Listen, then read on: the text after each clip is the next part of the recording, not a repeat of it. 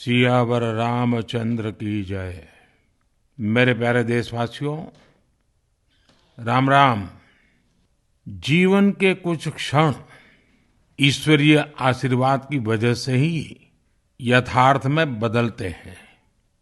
आज हम सभी भारतीयों के लिए, दुनिया भर में फैले राम भक्तों के लिए ऐसा ही पवित्र अवसर है। हर तरफ प्रभु श्री राम की भक्ति का अद्भुत वातावरण, चारों दिशाओं में राम नाम की धुन, राम भजनों की अद्भुत सौंदर्य माधुरी। हर किसी को इंतजार है 22 जनवरी का, उस ऐतिहासिक पवित्र पल का। और अब अयोध्या में रामलला की प्राण प्रतिष्ठा में केवल 11 दिन ही बचे हैं। मेरा सौभाग्य है कि मुझे भी इस पुण्य अवसर का साक्षी बनने का अवसर मिल रहा है। ये मेरे लिए कल्पनातीत अनुभूतियों का समय है। मैं भावुक हूँ, भाव विह्वल हूँ। मैं पहली बार जीवन में इस तरह के मनोभाव से गुजर रहा हूँ। मैं एक अलग ही भाव भक्ति की अनुभूति कर रहा हूँ। मेरे अंतर मन की ये भाव यात्रा मेरे लिए अभिव्यक्ति का नहीं, अनुभूति का अवसर है।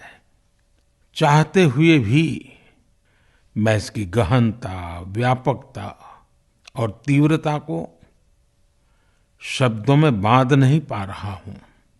आप भी भली भांति मेरी स्थिति समझ सकते हैं। जिस स्वप्न को अनेकों पीढ़ियों ने वर्षों तक एक संकल्प की तरह अपने हृदय में जिया, मुझे उसकी सिद्धि के समय उपस्थित होने का सौभाग्य मिला है। प्रभु ने मुझे सभी भारतवासियों का प्रतिनिधित्व करने का निमित्त बनाया है। निमित्त मात्रम भव सव्यसाचिन।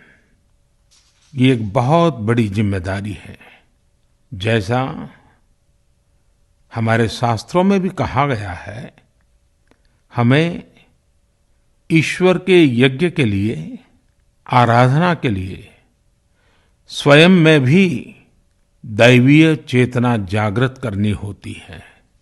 इसके लिए शास्त्रों में व्रत और कठोर नियम बताए गए हैं, जिन्हें प्राण प्रतिष्ठा से पहले पालन करना होता है। इसलिए आध्यात्मिक यात्रा की कुछ तपस्वी आत्माओं और महापुरुषों से मुझे जो मार्गदर्शन मिला, उन्होंने जो यम नियम सुझाए हैं, उसके अनुसार मैं आज से 11 दिन का विशेष अनुष्ठान आरंभ कर रहा हूं। इस पवित्र अवसर पर मैं परमात्मा के श्री चरणों में प्रार्थना करता हूं, ऋषियों, मुनियों, तपस्वियों का पुण्य स्मरण करता हूं और जनता जनार्दन, जो ईश्वर का रूप है, उनसे प्रार्थना करता हूं कि आप मुझे आशीर्वाद दें, ताकि मन से, वचन से, कर्म से मेरी तरफ से कोई कमी ना रहे। साथियों, मेरा ये सौभाग्य है कि 11 दिन के अपने अनुष्ठान का आरंभ मैं नासिक धाम पंचवटी से कर रहा हूं। पंचवटी वो पावन धरा है जहां प्रभु श्री राम ने काफी समय बिताया था। और आज मेरे लिए एक सुखद संयोग ये भी है कि आज स्वामी विवेकानंद जी की जन्म जयंती है। ये स्वामी विवेकानंद जी ही तो थे जिन्होंने हजारों वर्षों से आक्रांतित भारत की आत्मा को झकझोरा था। आज वही आत्मविश्वास भव्य राम मंदिर के रूप में हमारी पहचान बनकर सबके सामने है। और सोने पर सुहागा देखिए, आज माता जीजाबाई जी की जन्म जयंती है। माता जीजाबाई जिन्होंने छत्रपति शिवाजी महाराज के रूप में एक महामानव को जन्म दिया था।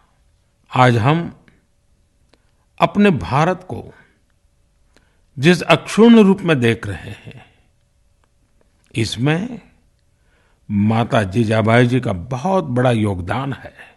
और साथियों, जब मैं माता जीजाबाई का पुण्य स्मरण कर रहा हूं तो सहज रूप से मुझे अपनी माँ की याद आना बहुत स्वाभाविक है। मेरी माँ जीवन के अंत तक माला जपते हुए सीताराम का ही नाम भजा करती थी। साथियों, प्राण प्रतिष्ठा की मंगल घड़ी, चराचर सृष्टि का वो चैतन्य पल, आध्यात्मिक अनुभूति का वो अवसर, गर्भगृह में उस पल क्या कुछ नहीं होगा। साथियों, शरीर के रूप में तो मैं उस पवित्र पल का साक्षी बनूंगा ही, लेकिन मेरे मन में, मेरे हृदय के हर स्पंदन में 140 करोड़ भारतीय मेरे साथ होंगे। आप मेरे साथ होंगे, हर राम भक्त मेरे साथ होगा और वो चैतन्य पल हम सबकी साझी अनुभूति होगी। मैं अपने साथ राम मंदिर के लिए अपने जीवन को समर्पित करने वाले अनगिनत व्यक्तित्वों की प्रेरणा लेकर जाऊंगा। त्याग तपस्या की वो मूर्तियां, 500 साल का धैर्य, दीर्घ धैर्य का वो काल, अनगिनत त्याग और तपस्या की घटनाएं, दानियों की, बलिदानियों की गाथाएं, कितने ही लोग हैं जिनके नाम तक कोई नहीं जानता, लेकिन जिनके जीवन का एकमात्र ध्येय रहा है भव्य राम मंदिर का निर्माण। ऐसे असंख्य लोगों की स्मृतियां मेरे साथ होगी। जब 140 करोड़ देशवासी उस पल में मन से मेरे साथ जुड़ जाएंगे और जब मैं आपकी ऊर्जा को साथ लेकर गर्भगृह में प्रवेश करूंगा तो मुझे भी एहसास होगा कि मैं अकेला नहीं, आप सब भी मेरे साथ हैं। साथियों, ये 11 दिन व्यक्तिगत रूप से मेरे यम नियम तो है ही, लेकिन मेरे भाव विश्व में आप सब समाहित है। मेरी प्रार्थना है कि आप भी मन से मेरे साथ जुड़े रहें। रामलला के चरणों में मैं आपके भावों को भी उसी भाव से अर्पित करूंगा जो भाव मेरे भीतर उमड़ रहे हैं। साथियों, हम सब इस सत्य को जानते हैं कि ईश्वर निराकार है, लेकिन ईश्वर साकार रूप में भी हमारी आध्यात्मिक यात्रा को बल देते हैं। जनता जनार्दन में ईश्वर का रूप होता है, ये मैंने साक्षात देखा है, महसूस किया है।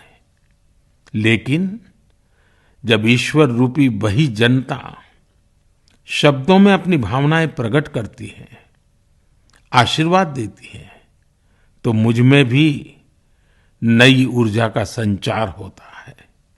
आज मुझे आपके आशीर्वाद की आवश्यकता है, इसलिए मेरी प्रार्थना है कि शब्दों में, लिखित में अपनी भावनाएं जरूर प्रकट करें मुझे आशीर्वाद जरूर दें। आपके आशीर्वाद का एक एक शब्द मेरे लिए शब्द नहीं, मंत्र है। मंत्र की शक्ति के तौर पर वो अवश्य काम करेगा। आप अपने शब्दों को, अपने भावों को नमो ऐप के माध्यम से सीधे मुझ तक पहुंचा सकते हैं। आइए हम सब प्रभु श्री राम की भक्ति में डूब जाएं। इसी भाव के साथ आप सभी राम भक्तों को कोटि कोटि नमन। जय सिया राम, जय सिया राम, जय सिया राम।